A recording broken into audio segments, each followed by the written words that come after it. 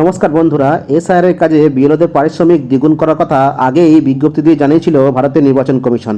ঠিক তার পরপরই গত 8ই আগস্ট 2025-এ ভারতের নির্বাচন কমিশন অফিসিয়াল একটি বিজ্ঞপ্তি দিয়েছিল, যেখানে সকল স্তরের ভোটকর্মীদের অর্থাৎ presiding officer, polling officer, counting personnel, micro observer, আধাসামরিক বাহিনীর জওয়ান বা অন্যান্য পুলিশ কর্মী, সেক্টর অফিসার এবং ভোট প্রক্রিয়ার সঙ্গে যুক্ত সকল স্তরের কর্মীদের পারিশ্রমিক বাড়ানোর কথা বলা হয়।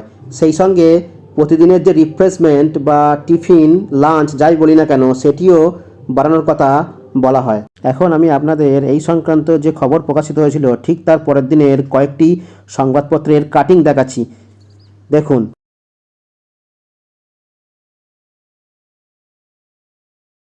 এর আগে ভোটকর্মীদের লাস্ট পারিশ্রমিক যে বাড়ানো হয়েছিল সেটা বাড়ানো হয়েছিল 2014 এবং 2016 সালে।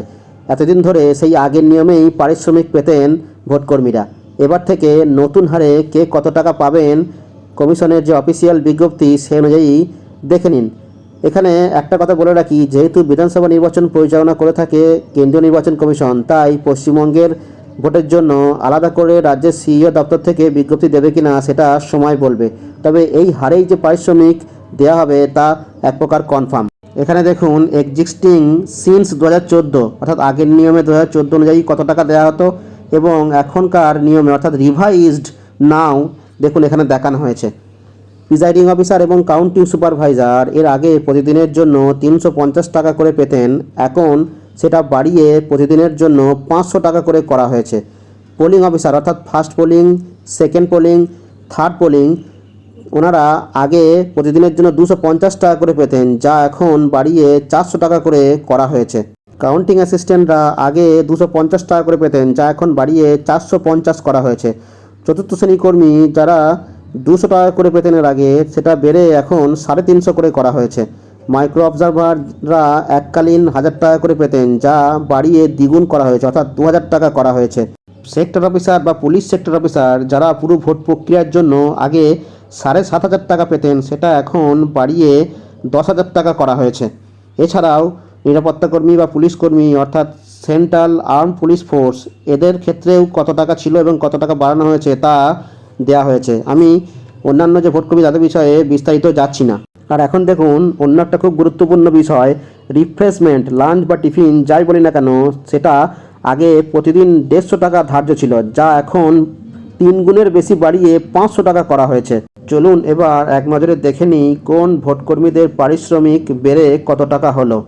এখন যে অর্ডারটি আমি দেখাচ্ছি সেটি কিন্তু দেখুন নিচে ডেট দেওয়া রয়েছে 2026, যদিও এটি পশ্চিমবঙ্গের নয়। প্রিজাইডিং অফিসার 2 দিনের ট্রেনিং, P-1 ডে ডিউটি এবং পোলিং ডে, এই 2 দিন মিলিয়ে এবং 2 দিনের টিফিন বা লাঞ্চ মিলিয়ে মোট পারিশ্রমিক তারা পাবেন সেটা হচ্ছে 3000 টাকা।